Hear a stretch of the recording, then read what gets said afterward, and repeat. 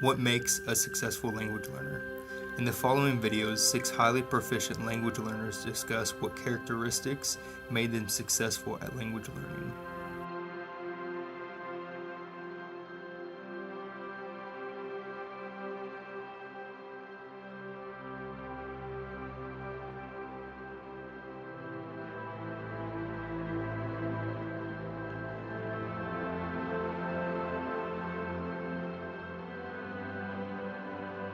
Well, I would like to do it perfectly because I didn't want to be laughed at, but I never could say it perfectly. So I just learned to be laughed at. And then I just started ad-libbing on that as soon as I could remember a word, like say, is this the word? You know, say that again. You know, something I learned to say a lot was, I don't understand. Please repeat.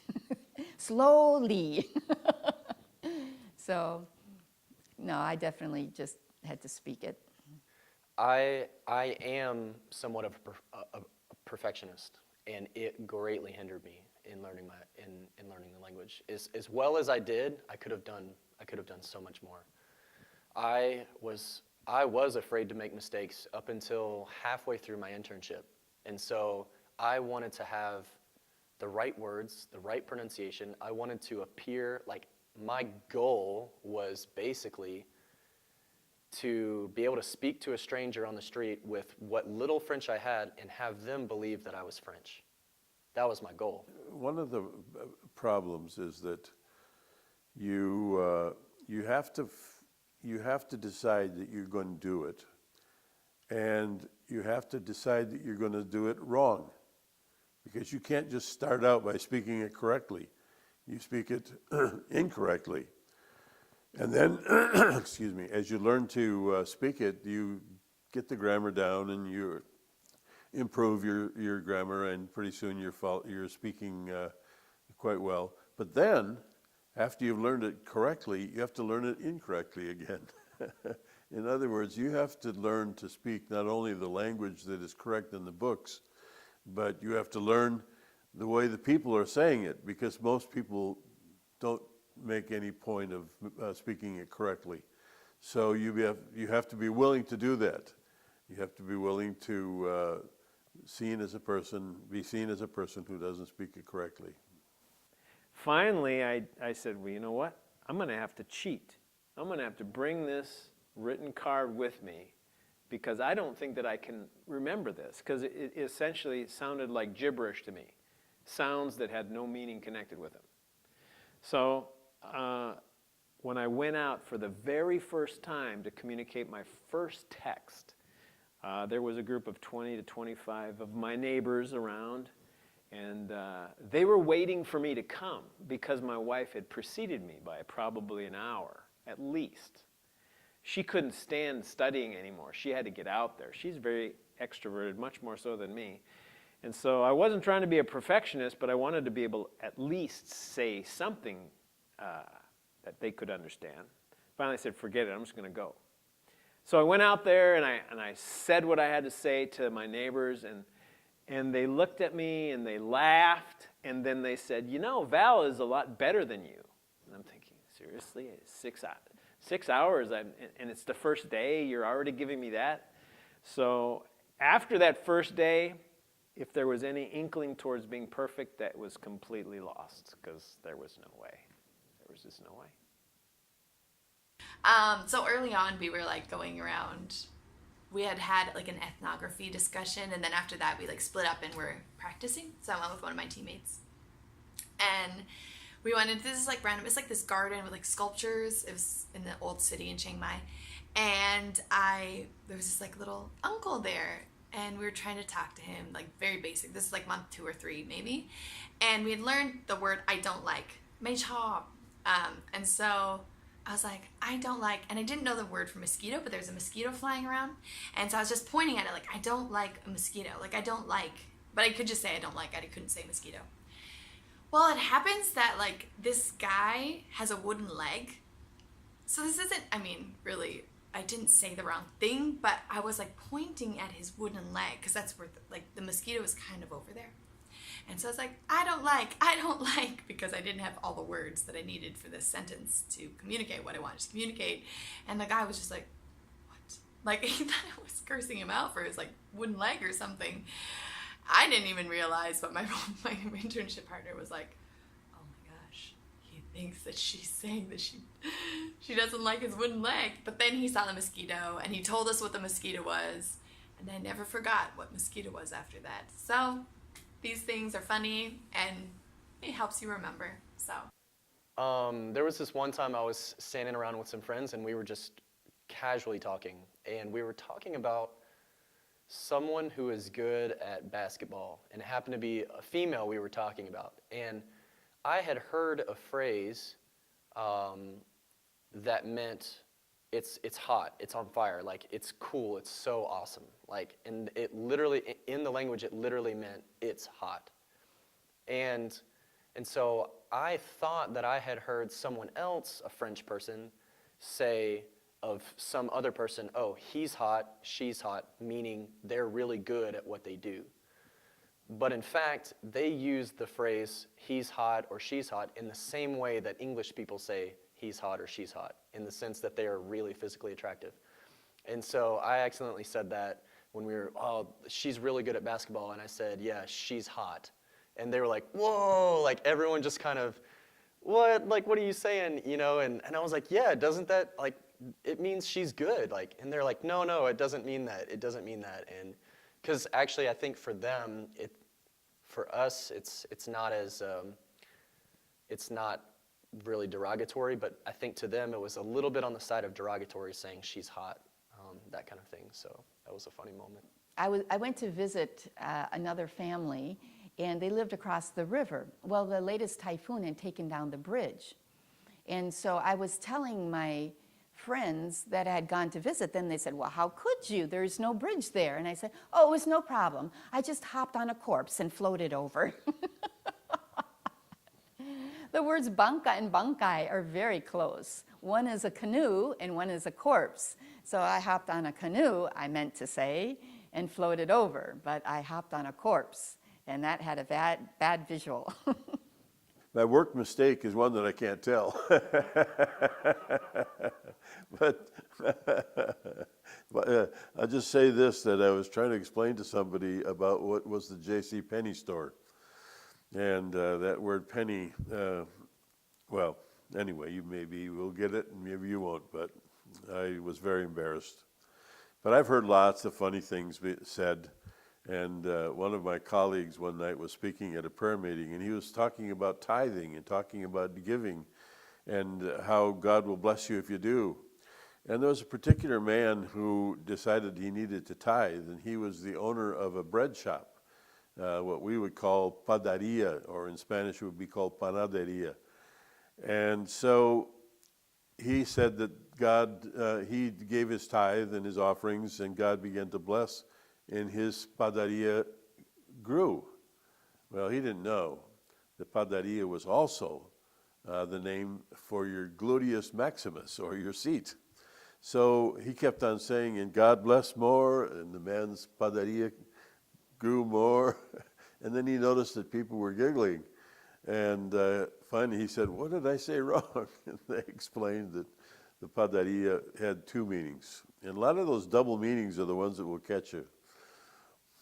Yeah, I have lots of them. One in particular, I was living in a French home with a family by the name of de Chambrier, a very wealthy family in Lausanne. Mm-hmm. And I still remember the address to this day. But it had a big impact on me. She had 3 sons. One of the sons, Alexis, lived there in the house with us. But every morning I'd walk to the bus. Every morning. And every morning, I think I shared this in language school, every morning I'd go by this man who would say something to me. And every morning I didn't understand what he said. And so one morning, as usual, we must have had the same schedule in reverse. I'm going, we cross paths. He says something to me. I just smiled. He must have thought maybe I was mentally challenged or something. I mean, even more than I am. And about 50 yards when I got by him, I understood what he said. And I turned around and yelled at the guy. And all he was saying is, today's going to be a beautiful day. Now, I don't know what he said the previous days, but that day, he said, today's going to be a beautiful day. And about 50 yards past, I understood, and I turned around and yelled at him and said, yes. And he must stop. I got to change routes. I got to go another way. Because this guy's not all there. But yeah, I had a lot more than that. A lot of. Another one, speaking in Switzerland once, and I was preaching, and I wanted to say something like, est-ce que vous vous rendez compte? Do you realize? Est-ce que vous vous rendez compte? And I said, est-ce que rendez-vous compte? Which is, I was asking the people to make themselves something that I should never have asked them to make themselves. And my two mentors that I spoke about earlier turned beet red. And I knew instantly, and the people were laughing, I knew instantly I'd said something I would never get control back again. So my sermon was fairly short. You know, I wish I could say that there's a super memorable one, but most of the ones that I know are those who failed immediately before me. And they warned me about certain words, to be careful how you say it because they have different meanings. And pronouns, for example, you've got to be careful because is it the actor or the possessive pronoun? You get in trouble. You know, one that wasn't so funny because it was kind of offensive, but they realized it was just an American who didn't know how to speak Ilocano. There was lots of dogs in the neighborhood. Almost everyone had a dog. And so the missionary couple that was there when we arrived, they weren't particularly good in the language, and you know, but they tried. And so one of our neighbor's dogs got loose and was chasing some chickens or doing something that it shouldn't have been doing. And so the missionary, our companion, trying to be helpful, went to the neighbor and said, your dogs. And she didn't say that, though. She said, you are dogs. And so it's like, well, that's kind of an offensive thing to say, but they realized who said it, and they just kind of said, thanks. Experience, like the more exposure and experience you have to the locals, the more you will correct it. Like, oh, because you learn from how they say it. Because sometimes in a classroom, you learn the really formal, and how they speak in the everyday isn't the same. So the more you listen to locals and how they speak, the more you learn how to speak as they do. And, oh, okay, they don't actually say it like this in normal everyday life. And yeah, or, oh man, I've been switching those words around, and I'm actually supposed to, when I hear them say it, they switch it around like that. And so that helps learn. And then, I mean, if you're a book learner, obviously you could be reading up on stuff and seeing different ways. But language is learned with people. I think really effective language learners, they might do the groundwork in the classroom or like in individual studies, but I mean, language is about communication, which means you need another person to be talking to. Like, it takes two sides. And so just remember that. It's not about making yourself look good, but it's about making relationships and communicating. I would usually, if someone would say, they would tell me what was wrong, they would tell me how to say it right, and then I would maybe like 2 or 3 or 5 times say it again and again right there. So they would say, no, it's this. They would say the right word or the right phrase, and then I would say it and get them to say it, and is this right? I would go back and forth multiple times in that one sitting right there. I just did it as fast as I could, and made sure I had the right pronunciation. I would make them slow down as well, say the whole word or phrase slowly, so that I could hear every single syllable, and then get them to say it normal speed and try and say it like them. A lot of times as well, because I'm a visual learner, I would have them spell it out, literally, just spell out the words so I could see the word in my head as well, and that would strengthen my memory and my learning in that moment. Well, we had some guidelines of what levels you were supposed to get to after a certain amount of time. that some other organization gave to us. I can't remember who. And so we kind of followed that. Okay, our goal is to be able to say this many phrases and talk about such and such a type of topics by this time. And we should be able to read the scriptures in some level of fluency for our teacher to hear. And so we would hire people to, Ilocanos, to test us. But we were forging the road, so we didn't have older missionaries who were kind of guiding us on that. It was a self-study, self-testing sort of thing.